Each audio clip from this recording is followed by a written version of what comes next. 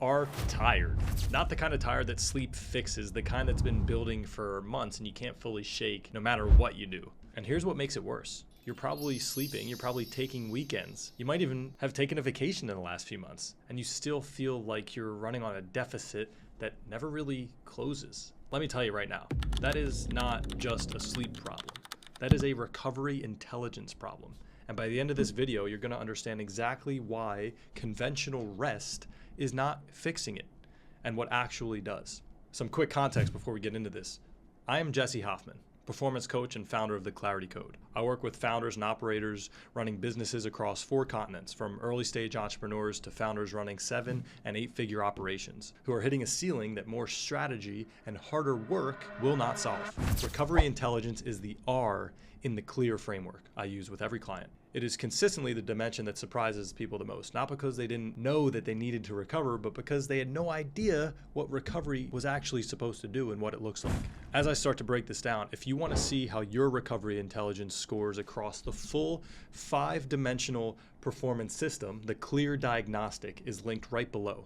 It takes about 4 minutes, 5 dimensions, shows you exactly where your system is leaking. Otherwise, let's dive right into it. There's 3 main things that I want to cover in this video. The first is what recovery intelligence actually is and why it's different from what most people are doing. Second, why the way that you're currently recovering is likely not restoring what your performance is actually depleting. Third is a 3-question audit that I want you to be able to run on your own week starting today. So by the end, you're going to know exactly what type of recovery your specific system needs and why the answer is probably not just more sleep. First thing to understand is what everyone seems to get wrong. Most people think that recovery means not working. Taking the weekend off, you watch something, you sleep 8 hours, you come back Monday and feel roughly the same as Friday, and you assume that that's just how it is. The grind has a cost, and that's the best that you can do to manage it. The truth is, passive rest creates the feeling of recovery without actually producing it. You're not restoring your system, you're just kind of pausing the drain. The good news is, I have the correct way to look at this. Recovery intelligence is the ability to deliberately restore the specific systems your performance is depleting. Physical depletion requires one type of input. Mental depletion requires something different. Emotional depletion and then cognitive depletion is a 4th. Most people apply the same recovery methods to all 4 types of fatigue and wonder why the tank never gets filled back up. Recovery has to match the depletion. The same way that the right tool matters for the right job, the right recovery matters for the right type of fatigue. Being a true high performer or elite performer above the rest means getting this right, because mostly everyone else gets it completely wrong. The same identity that made you high performing is the same thing that makes genuine recovery feel dangerous. When your output is how you prove your worth, stopping feels like falling behind. So you shift to a lower intensity version of your work. You scroll LinkedIn, you think about the week ahead, technically off, but cognitively still very much on. If your brain is still running the background noise of what needs to happen tomorrow, that is not rest. That is friction without output.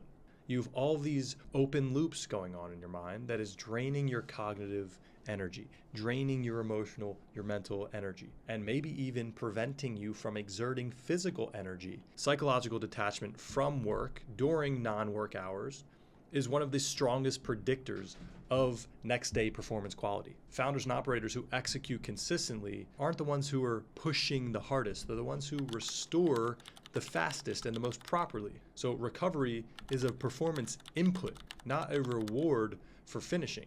You have to be able to know when to take the time to properly recover, actively recover. I've had to learn this the hard way. I was running basically 5 income streams simultaneously 3 to 4 years ago. I was always bouncing around from one to the next, thinking that all of that progress, all that movement meant that I was hustling. I had a strong output. And so I would go home after grinding all day and kind of try to turn off in the evenings. And I felt like I was always technically off, but I was never actually off. What I experienced is like my decision quality just continued to decline. My clarity started to become cluttered. I was showing up worse and worse in every single conversation, or specifically in every one of the roles that I was trying to juggle. The important distinction here is that The fatigue didn't come from the number of hours that I was working on any of those things. The fatigue actually came from never completing any cognitive loops of the things that I was doing. Nothing felt resolved because nothing was ever fully resolved. The moment that that changed was understanding that rest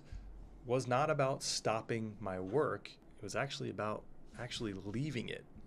And I had to make the decision, the things that I couldn't fully prioritize and didn't feel aligned were things that I needed to let go.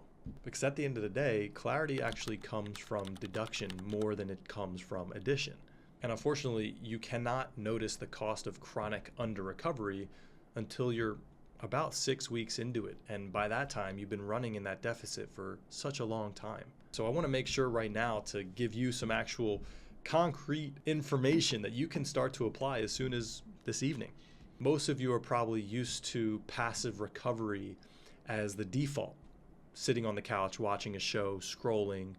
Your body is physically still, so you think that you're resting. But for many people, especially the people that I work with who are high performers, ambitious people with a lot of things going on, your body's still, your nervous system is very much not.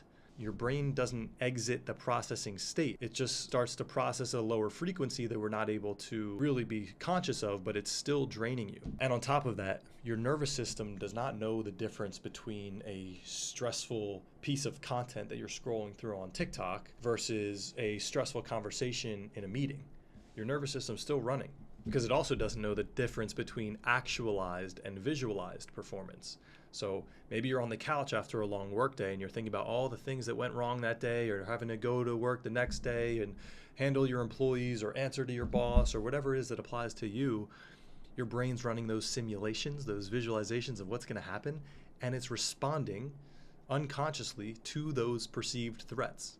So sitting passively on a couch will not possibly prepare you for going in and tackling your responsibilities the next day. What mental depletion will respond well to is physical movement, nature, breath work, anything that takes that prefrontal cortex fully offline and starts to quiet down that decision-making filtering process. Another example, emotional depletion responds to really genuine relational connection, interpersonal dynamics, or structured decompression. Cognitive depletion, on the other hand, responds to sensory quietness, complete solitude. And so I want to name a few things here because the recovery tool that you're using has to match the fatigue type, or the depletion will continue regardless of how much time you spend resting. I'll give you some client examples though right off the bat. I had one founder who seemed to be losing steam by Wednesday every single week. And we tried more sleep, but he was still feeling depleted midweek. What he was experiencing was a state of emotional depletion from back-to-back high-stakes client interactions and being in meetings constantly, not necessarily from physical fatigue. So the sleep was addressing the wrong fatigue type. Sleep, of course, is valuable across the board for everything. You need your sleep, but it is specifically more effective when it comes to physical restoration than it is for emotional and some mental restoration, because you're not quite closing some of those loops. So for him, what we did is we added structured decompression after these high intensity conversations. And we also protected one full block per week dedicated to non-output. This might be counterintuitive. He's a high performer. He's a founder. Oh, he has to be outputting all the time, 24/7. Well, output doesn't just have to be in one domain. And so by doing that, his output quality and consistency in the blocks that were output blocks shifted within about 2 weeks without touching the actual workload. And so the lesson to learn from him is that the right recovery for the wrong fatigue is the same as effectively no recovery at all. So keeping this example in mind, I need you to sit with me for a second and think of these questions that I'm about to ask you, because it'll help you to audit how your weeks are looking right now and where you can improve your energy, your recovery. Take a second and write this down. In the last 7 days, can you identify one recovery activity that left you genuinely more capable and restored afterward? Not just rested, but more capable. If the answer is no, then your recovery is probably passive at best. Question number 2, what are you actually depleting most consistently right now? Is it mental, physical, emotional, or cognitive energy or capacity? And are your current recovery habits designed to address those specific types of depletion? The reason you're probably here is because the answer is no. That's something that we have to address. And one of the ways to do that, reflect on this. Question 3. Does your calendar show a protective recovery block that is non-negotiable? If it is not on the calendar, then it's not actually protected. And therefore, it just becomes an intention, but not a commitment. And if you're wondering, well, how do I even know if I'm mentally, physically, cognitively, emotionally drained? Well, guess what? The Clear Diagnostic was built for exactly this. So if you want to see how your recovery intelligence scores across your full performance system, the Clear Diagnostic is linked right below this video. Again, 4 minutes, 5 dimensions. It'll show you exactly where your system is leaking, so you can go and check that out. Like I said, recovery intelligence is the R in this acronym, and it's consistently the most underrated dimension. Most people know that they need to recover. The real reason why is because nobody's actually shown them what real recovery actually looks like for their own specific, unique operating system. That grind set mindset, especially in business, will only get you maybe from 0 to 1 if you're lucky. If you're watching this, you're probably already at a level of success to where you need something different.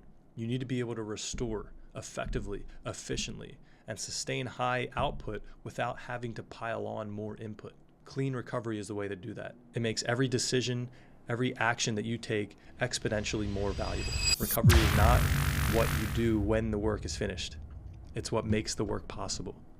Before you go to sleep tonight, I want you to really think and even come back and leave it in the comments. Write down one word for what you actually depleted most today. Mental, physical, emotional, cognitive. And then ask whether anything that you did this evening addresses that specific thing. That single audit changes how you will be able to approach tomorrow. So if you're ready to work on this directly and you realize that this directly applies to you and you know that you need to improve your ability to recover, the link to apply to work with me is right below this video. If you want to measure your full system first and you haven't done so already, the Clear Diagnostic is there too. Either way, the next steps are right below. I'll see you on the other side. Peace.